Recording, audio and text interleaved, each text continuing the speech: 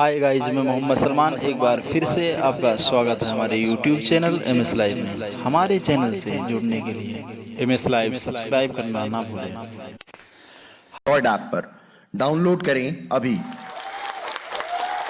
नमस्कार, मैं इल्मा अफरोज़ आप सभी से ये कहना चाहती हूँ कि अगर मैं कुंदरखी में एक ग्रामीण क्षेत्र से आकर एक किसान की बेटी होकर ज़िंदगी में बड़ा सोचने की और उसके लिए पूरी मेहनत करने का बीड़ा उठा सकती हूँ, तो ये क़ुव्वत आप सभी में है। चाहे आप गांव के हों, चाहे देहात के हों, स्त्री हो, पुरुष हो, डिफरेंटली एबल्ड हो, आप जो भी हैं, अगर आप खुद में हिम्मत रखेंगे, हौसला रखेंगे, यकीनन आपकी मंजिल सिर्फ आपको आइडिया है कि आप कहाँ तक जा सकते हो।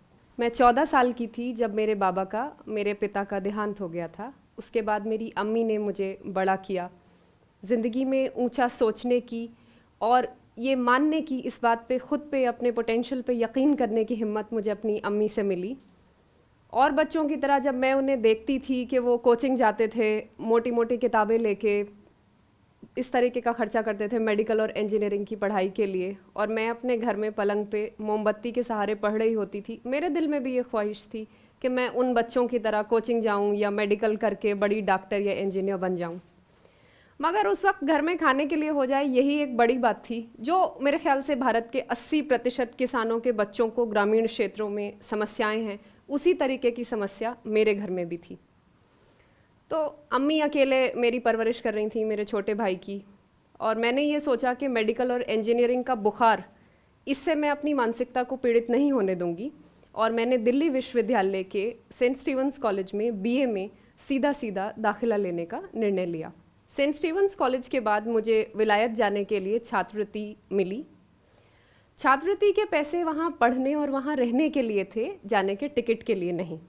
तो टिकट के पैसों का इंतज़ाम करने के लिए मैं खेतों में गई। वहाँ गेहूं की फसल कटी हुई थी, तो बहुत धूप हो रही थी, सख्त गर्मी थी, पसीना आ रहा था, और मैंने देखा कि चौधरी हरभजन जी, जिन्होंने मेरी परवरिश की है एक परिवार के सदस्य की तरह, वो खेतों में गेहूं काट रहे थे। तो मैंने उन्हें बताया कि दादा, मैं विलायत पढ़ने जा रही हूँ और हवाई जहाज़ में उड़ के जाऊँगी। उस वक्त मैं पेरिस जा रही थी, Paris school of international affairs, यानी पेरिस अंतर्राष्ट्रीय विश्वविद्यालय, सियोंस पो।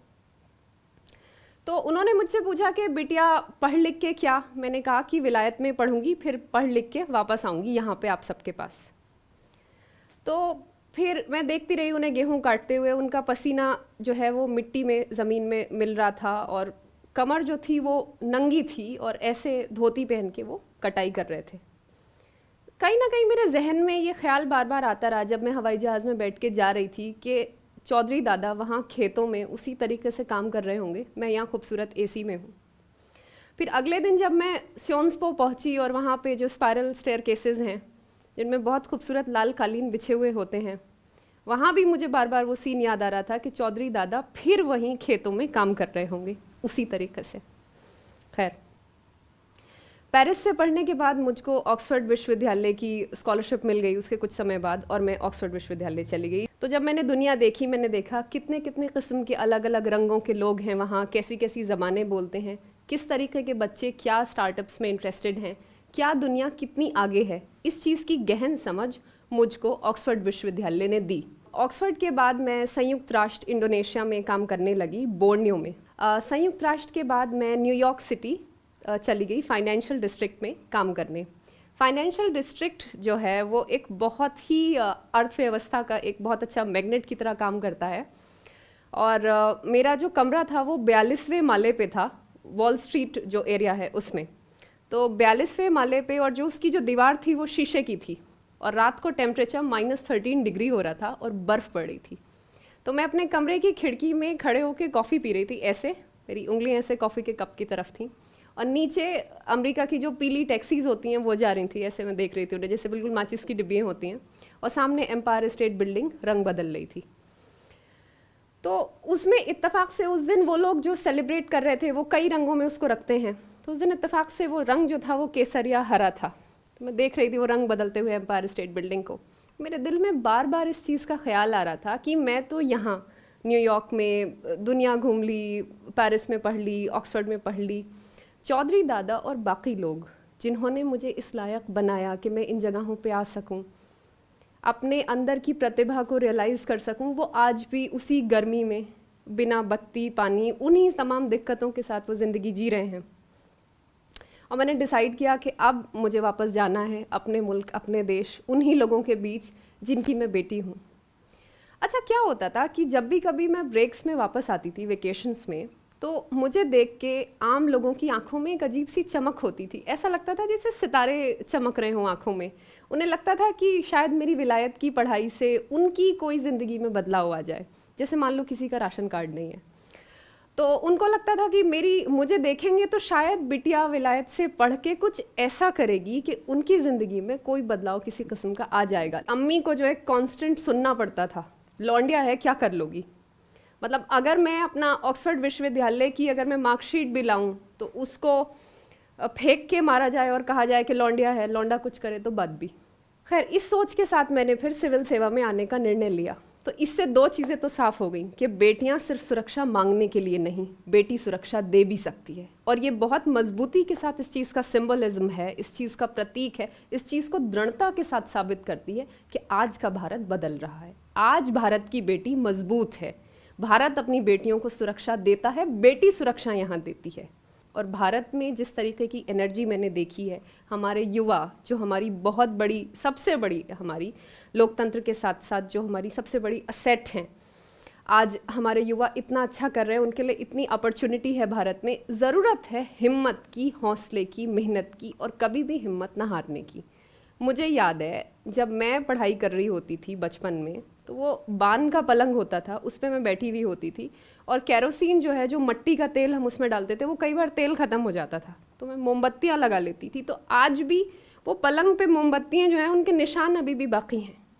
और ये दुनिया मेरे ऑक्सफोर्ड विश्वविद्यालय के वुल्फसन कॉलेज के डाइनिंग हॉल में फॉर्मल डिनर नाइट से बहुत अलग है, बहुत मुख्तलिफ है। ऑक्सफोर्ड विश्वविद्यालय के, ऑक्सफोर्ड यूनियन के पर्पल टर्टल बार की सेटिंग से मेरी ज़िंदगी की कुंदरकी की सेटिंग बहुत अलग थी। क्योंकि जब मैं अम्मी को वहाँ से कॉल करती थी, अम्मी से पूछती थी, अम्मी इंसुलिन का इंजेक्शन आपने रेफ्रिजरेटर में रखा कि नहीं, तो बत्ती तो है नहीं, तो वो क्या करती थी, वो एक बाल्टी लेके उसमें बर्फ़ रख के इंसुलिन का इंजेक्शन लपेट के रख देती थी। मेरी ज़िंदगी विलायत की, विदेश की, मेरी हिंदुस्तान की ज़िंदगी से बहुत अलग। लेकिन अब मुझे लगता है कि यहाँ वापस आकर अपने मुल्क, अपने लोगों को गले लगाकर, अपने मुल्क की समस्या को समझकर कि मेरे देश में बेटी मजबूत है, बेटी सुरक्षा दे सकती है, बेटी आपके लिए है। टैक्स पेयर के पैसे ने अगर मुझे इतनी हिम्मत दी कि एक बिना बाप की बेटी खुद पे भरोसा करके ज़िंदगी में आगे बढ़ सके, तो फिर मैं देश का, ये देश मेरा और मैं देश की, और मैं पूरी ईमानदारी, पूरी मेहनत के साथ अपने देशवासियों की, देश के बच्चों की, बेटियों की, बुज़ुर्गों की सेवा करना चाहती हूँ। और मुझे लगता है कि शायद इसीलिए हम इंसान हैं। महात्मा गांधी ने कहा था कि सर्वोदया, जब कभी आप किसी दुविधा में फंस जाओ तो सबसे दरिद्र व्यक्ति का आपको ख्याल आना चाहिए। सबसे अंधेरे गांव में आखिरी व्यक्ति पंक्ति में खड़ा हुआ और उस व्यक्ति के आंसू पोंछने की बात करो। सोचो कि तुम जो कर रहे हो, क्या तुम्हारे उस एक्शन से उस दरिद्र व्यक्ति की ज़िंदगी में कोई बदलाव आएगा। जब मैं अमेरिका से वापस आई, जब मैंने न्यूयॉर्क छोड़ा, मैंने भारतीय पुलिस सेवा ज्वाइन की, यकीनन मैं इस बात के लिए कन्विंस्ड हूँ, मुझे यकीन है ऐसा कम से कम एक व्यक्ति ज़रूर होगा जिसकी आंखों में मुझे देख के जो चमक आती थी वो चमक बरकरार रहेगी और आंसू में पोंछ पाऊंगी। फिलहाल थैंक यू। और मैं बहुत खुश हूँ कि मैं भारत वापस आई और आप सभी को मेरा यही मैसेज है कि आप जो भी करें, आपका वोकेशन कोई भी हो सकता है, भले से वो सिविल सर्विस हो, भले से भारतीय पुलिस सेवा हो जो सचमुच बहुत अच्छा ऑप्शन है, भारतीय प्रशासनिक सेवा हो, भारतीय विदेश सेवा हो, या कुछ भी, चाहे आप कोई स्टार्टअप चला लें।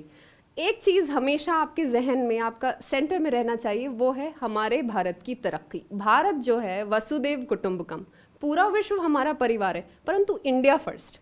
तो जो भी करें देश की तरक्की के लिए करें। और इसी सोच के साथ आप सभी को मेरा नमस्कार, धन्यवाद। इस वीडियो के बारे में अपनी राय नीचे कमेंट सेक्शन में हमें बताएं और अपने दोस्तों के साथ ये वीडियो शेयर करना ना भूलें।